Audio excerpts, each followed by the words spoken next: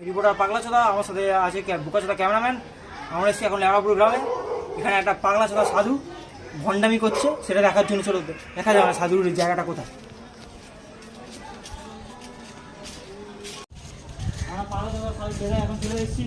Bomb গালি bomb bomb bomb bomb গালি bomb গালি গভর্নমেন্ট ধর্ম পকেট খালি বম গালি কি হচ্ছে পঞ্চায়েত আমি শুনছি বিয়ে দেন লোকে। হ্যাঁ দি কে আনো বাবা বাবা আমার বিয়ে হচ্ছে না বাবা। শান্ত হ মানা তুই শান্ত হ হাতটা দেখুন না। শান্ত হ মানা তুই বাবা এবার ঘাটের মারা কি মুখ পড়েছিস মা খোল না বাবা পঞ্চায়েত তোর হাত দেখি হাতটা দেখুন না। হ্যাঁ ওরে ভাঞ্চু তোর তো 4-5টা বিয়ে হয়ে হ্যাঁ? গেল না। আমি 4-5টা বিয়ে।